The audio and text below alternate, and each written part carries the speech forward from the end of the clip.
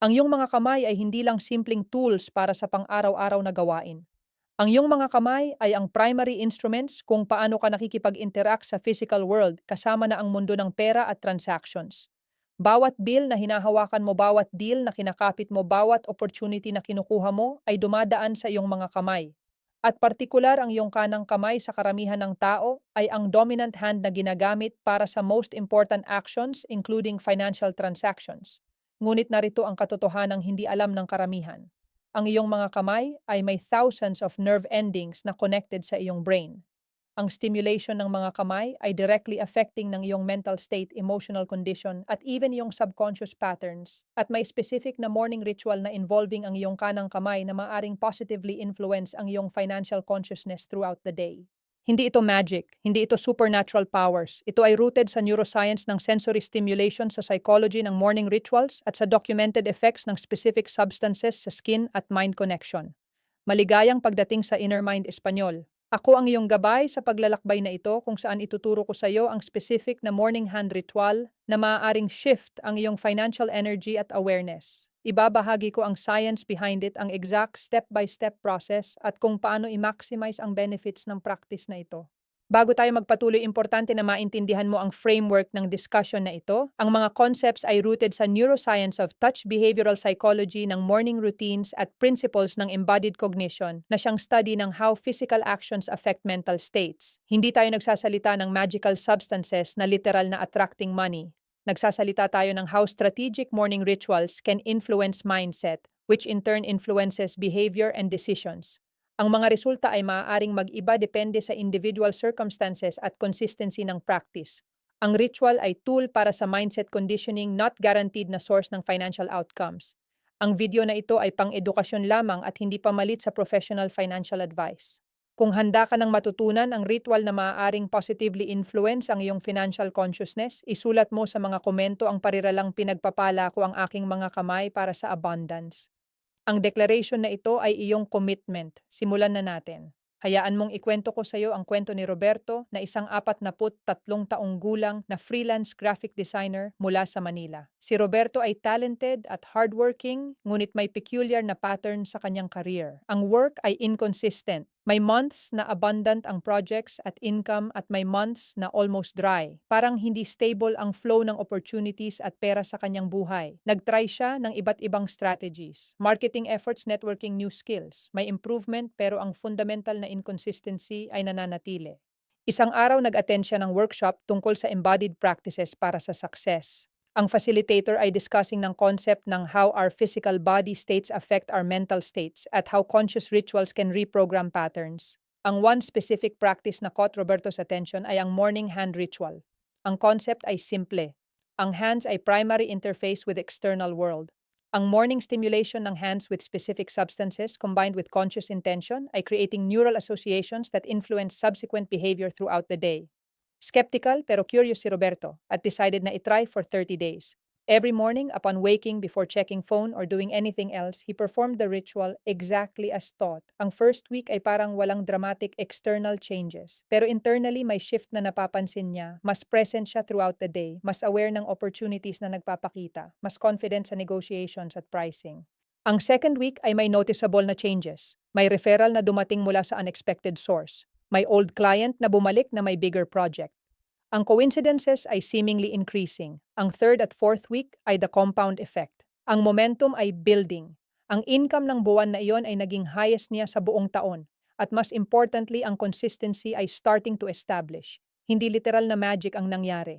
Ang interpretation ni Roberto ay this. Ang morning ritual ay serving as powerful anchor na setting his brain into financially receptive mode every day. Ang consistent na practice ay training his reticular activating system to notice opportunities. At ang physical sensation associated with the ritual ay creating embodied memory na sustaining the mindset throughout the day. Ito ang principle na gusto kong i-share sa iyo ngayon. Una, let's understand ang science ng why hand rituals are particularly powerful. Ang ating kamay ay containing ng highest concentration ng nerve endings sa buong katawan outside ng face.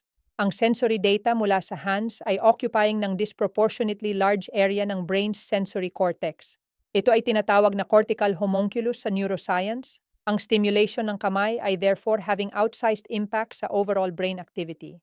Ang morning time ay particularly significant dahil ang brain ay just transitioning from sleep state sa waking state. Ang neural patterns established sa early morning ay having tendency na persist throughout the day. Ang morning routines ay documented na having significant impact sa subsequent mood productivity at decision-making. Ang embodied cognition research ay showing na physical actions ay influencing mental states. Hindi separate ang mind at body. Ang kung paano mo treat ang iyong physical form ay affecting kung paano nag-ooperate ang iyong mental processes. Combining these principles, ang hand ritual sa morning ay leveraging ng multiple scientifically documented effects para sa maximum impact. Ngayon ibabahagi ko ang specific substances na maaaring gamitin para sa ritual at ang individual benefits ng bawat isa. Ang unang option ay ang natural oils, particularly olive oil o coconut oil. Ang olive oil ay used sa rituals across cultures for thousands of years. Ito ay associated with abundance, blessing at prosperity sa Mediterranean, Jewish, Christian at Islamic traditions. Beyond cultural associations, ang olive oil ay having documented skin benefits na improving hydration at texture ng hands. Ang coconut oil ay similarly beneficial for skin at having pleasant natural scent na maaaring enhance the sensory experience ng ritual. Ang application ay small amount na warmed between palms at massaged thoroughly into both hands with particular focus on right hand. Ang ikalawang option ay ang cinnamon-infused oil. Ang cinnamon ay traditionally associated with prosperity at abundance across multiple cultures including Chinese, Indian at Middle Eastern. Ang scent ng cinnamon ay documented na having stimulating effects sa brain, increasing alertness at cognitive function. Ang practical preparation ay adding few drops ng cinnamon essential oil sa carrier oil like olive or coconut. Alternatively, steeping cinnamon sticks sa warm oil for several days para create infused oil. Ang application ay similar sa plain oil pero with added aromatic benefits. Ang ikatlong option ay ang honey. Ang honey ay symbol of sweetness, abundance at prosperity across virtually all cultures. Ang natural sugars at nutrients sa honey ay beneficial for skin. Ang slightly sticky texture ay creating unique sensory experience na enhancing the ritual impact. Ang application ay small amount, rubbed thoroughly into palms at fingers, usually followed by gentle wash para remove stickiness. Ang pang-apat na option ay ang bay leaves crushed with oil. Ang bay leaves ay traditionally associated with success, victory at abundance. Ang crushing ng bay leaves at mixing with oil ay creating fragrant mixture na having both aromatic at tactile benefits. Ang application ay mixture massaged into hands with the fragments creating gentle exfoliation effect. Ang ikalimang option ay ang salt, preferably sea salt o Himalayan salt. Ang salt ay symbol ng preservation, protection at purification. Ang gentle scrubbing with salt ay having exfoliation benefits at creating stimulating sensation na very awakening for morning ritual. Ang application ay mixing salt with oil para create scrub at gently massaging into hands, particularly palms at fingertips. Ang recommendation ko ay start with simplest option, ang plain olive oil o coconut oil. As you become comfortable with ritual, maaaring experiment with other substances para see what resonates best with you. Ngayon, ibabahagi ko ang complete step-by-step ritual protocol. Ang ideal timing ay immediately upon waking before checking phone, emails o social media. Ang brain sa moment na ito ay still in highly impressionable state. Ang ritual ay taking approximately 5 to 7 minutes. Ang step 1 ay ang preparation na taking ng 30 seconds. Upon waking, sit up in bed o stand kung preferred. Take 3 deep breaths para transition from sleep to waking state. Retrieve your chosen substance na should be accessible sa bedside. Ang step 2 ay ang warming na taking ng 30 seconds. Place small amount ng chosen substance sa left palm. Rub both palms together gently para warm the substance. Ang warming ay activating the aromatic compounds kung using scented substance at preparing for absorption.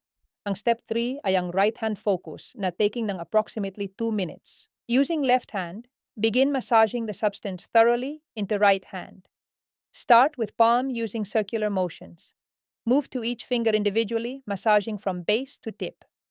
Pay attention to spaces between fingers. Massage the back of hand. Focus on fingertips which have highest nerve concentration. Habang doing this, recite mentally o softly aloud ang affirmation na, ang kanang kamay ko ay blessed para sa abundance. Lahat ng hinahawakan ng kamay na ito ay turning to prosperity. Ang pera at opportunities ay flowing sa aking buhay through my conscious actions. Ang physical sensation combined with verbal affirmation ay creating powerful neural association. Ang step 4 ay ang left hand focus na taking ng approximately 1 minute. Repeat ang massage process para sa left hand using right hand. Ang left hand ay traditionally associated sa receiving energy. Ang affirmation ay ang kaliwang kamay ko ay open to receiving. Abundance ay coming to me from expected at unexpected sources. Ang step 5 ay ang unity gesture na taking ng 30 seconds. Bring both hands together sa prayer position sa heart level. Press palms firmly together. Feel the warmth at the oil or substance between them. Hold for several breaths while affirming ang dalawang kamay ko ay working together para sa my prosperity. I am ready to give value at receive abundance. Ang step 6 ay ang activation na taking ng approximately 1 minute. Separate hands at hold them palms up. Visualize briefly na ang hands ay glowing with positive energy. See them as magnets attracting financial opportunities. Then bring hands together in soft clap 3 times symbolically activating the energy.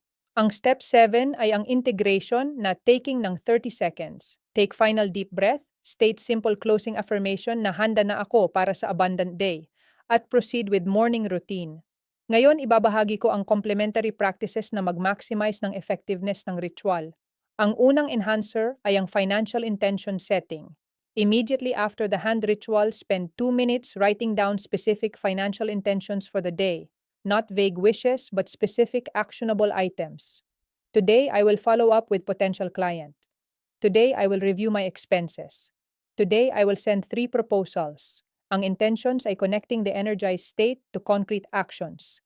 Ang ikalawang enhancer ay ang daytime touch reminders. Several times throughout day, briefly rub palms together at silently repeat ang morning affirmation. Ito ay serving bilang booster na reconnecting ng brain sa morning state, particularly useful before important financial conversations or decisions.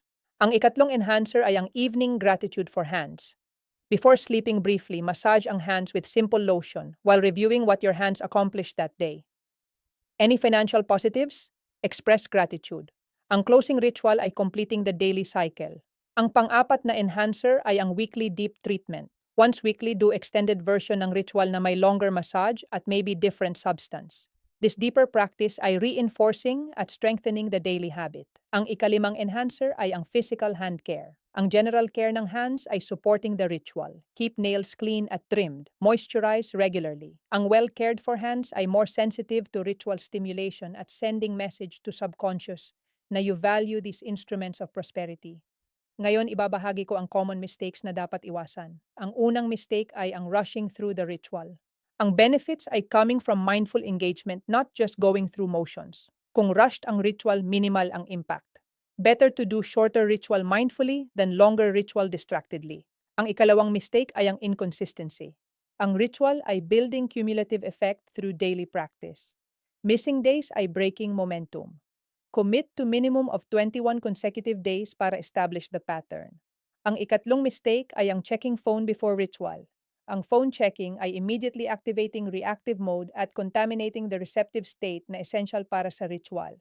Ritual first, phone second, no exceptions. Ang pang-apat na mistake ay ang expecting overnight miracles. Ang ritual ay conditioning tool, not magic spell. Expect gradual shifts in awareness at behavior na over time leading to improved financial outcomes, not instant lottery winnings. Ang ikalimang mistake ay ang ritual without action. Ang energized hands ay meant to do work. Kung after ritual, you don't take any financial actions, ang ritual ay incomplete. The purpose is to prepare you for action, not replace action. Si Roberto na binanggit ko sa simula ay now 2 years into the practice. Ang ritual ay became as natural as brushing teeth, automatic part ng morning. At ang financial consistency na dati ay elusive ay now established. Interestingly, nag-share siya ng observation. Ang ritual ay hindi lang affecting finances. Ang overall sense ng agency at intentionality ay improved across areas. Ang discipline at mindfulness na developed through ritual ay transferring sa health relationships at creativity. Ito ang deeper truth na gusto kong i-convey. Ang ritual ay not really about the specific substance or even about hands specifically. Ang ritual ay about training yourself to start each day with conscious intention and embodied practice. Ang substance ay providing sensory anchor, ang hands ay providing physical focus, ang affirmations ay providing mental content, but ang ultimate benefit ay the disciplined daily practice of showing up with intention. Ang tao na consistently performs morning ritual ay practicing discipline, mindfulness, at self-investment. Ang habits na ito ay naturally leading sa better decisions, including financial decisions. Gusto ko ring i-address ang question na maaaring nasa isip mo. Is this just placebo effect? Ang answer ay possibly partially yes, but placebo effect ay real effect. Kung believing sa ritual ay causing positive changes in behavior at outcomes, then the ritual is working regardless ng mechanism. The documented effects ng morning routines ng sensory stimulation at ng embodied practices ay beyond pure placebo. Pero kahit na pure placebo, ito ang practical impact ay what matters. Ang mas importante na question ay hindi ba ito worth trying? Ang risk ay minimal, few minutes per day, small amount of oil o natural substance. Ang potential benefit ay significant shifts sa financial consciousness at outcomes. The risk-reward ratio ay clearly favorable. Ang invitation ko sa iyo ay this. Ngayong umaga o bukas na umaga, simulan ang 30-day trial ng morning hand ritual. Choose your substance, ideally starting with simple olive oil. Follow the 7-step protocol exactly. Maintain consistency for 30 days minimum. Track your experience. Note any shifts in awareness, in behavior, in opportunities that appear. After 30 days assess, has anything changed? Usually the answer ay yes. Kung ang video na ito ng Inner Mind Espanyol ay nagbigay sa iyo ng valuable protocol at understanding, hinihiling ko na i-like mo ito at i-share sa mga friends at family na maaaring benefit sa practice na ito. Mag-subscribe sa channel at i-activate ang notification bell para hindi ka mahuli sa mga susunod na videos tungkol sa embodied practices at prosperity consciousness. Isulat mo sa mga komento kung anong substance ang gagamitin mo para sa iyong ritual at kung committed ka sa 30-day challenge. Gusto kong marinig ang iyong chosen approach at eventually ang iyong results. Salamat sa pagbibigay ng iyong precious time sa Inner Mind Espanyol ngayong araw. Nawa ang iyong mga kamay ay maging blessed instruments ng abundance at prosperity sa iyong buhay. Magkita tayo sa susunod na video.